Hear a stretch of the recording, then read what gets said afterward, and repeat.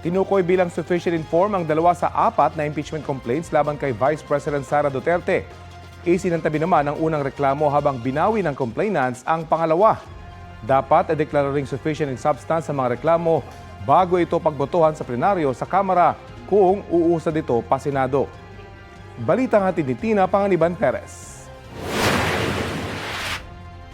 4 na impeachment complaints ang inihain sa Kamara laban kay Vice President Sara Duterte. At sa deliberasyon ng House Committee on Justice, sufficient inform, so ruled. idineklarang sufficient inform ang ikatlo at ang ika-4 na reklamo. Isinusulong na grounds for impeachment ng Vice Presidente ang culpable violation of the Constitution, betrayal of public trust, graft and corruption, at other high crimes. Nakabase ito sa umano'y maling paggamit ng confidential funds ng Office of the Vice President noong 2022 at 2023 at Department of Education noong 2023. Umano'y panunuhol sa mga opisyal ng DepEd.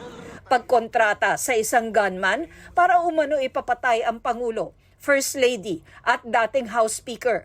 Hindi pagdeklara ng lahat ng kanyang mga ari-arian sa kanyang SALN at pagsusulong ng political destabilization at sedition. Inihain ang ikatlong reklamo ng mga pari, madre at grupo ng mga abogado at inendorso ni ML Party List Representative Laila De Lima. Isang attorney Nathaniel G. Cabrera naman ang naghain ng ika-4 na reklamo at inendorso ni House Committee on Human Rights Chair Benny Abante Jr. at Deputy Speaker Paulo Ortega V. Ang ikalawa namang impeachment complaint na inihain ng ilang civil society groups at inendorso rin ni De Lima at ni Akbayan Party List Representative Percy Sandanya, binawi ng complainants para suportahan na lang ang third impeachment complaint at mapabilis ang proseso. Tinanggap at inaprobahan ito ng komite. Isinantabi naman ng komite ang unang reklamo na inihain ng iba't ibang progressive groups na inendorso ng mga kongresista mula sa Makabayan Bloc. The chair set aside the first impeachment complaint. Kasunod ito ng pagtatalo sa komite kung labag ba ang unang reklamo sa one-year bar rule dahil inihain ito noong February 2. Nakasaad kasi sa July 2025 decision ng Korte Suprema na dapat walang bagong reklamo bago ang February 6. The Supreme Court in its decision noong July 25 2025 clearly said that no new impeachment complaints, if any, may only be commenced no earlier than February 6 of 2026. Pero matapos ang inilabas na desisyon ng Korte Suprema na pinal na nagbasura sa apela noon ng Kamara, sabi ng ilang mambabatas, nagbago ang pagtutuos ng one-year bar rule dahil sa binagong kahulugan ng session days. It has elapsed either February 15 or January 30.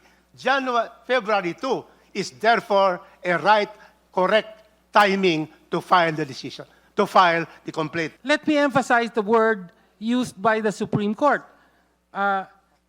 May only be commenced. No? So ang punto po natin dito ay gumagamit ng bagong lengguwahe ang Supreme Court. No? The one-year bar rule, as we established earlier, in the Constitution, speaks about initiation of impeachment proceedings.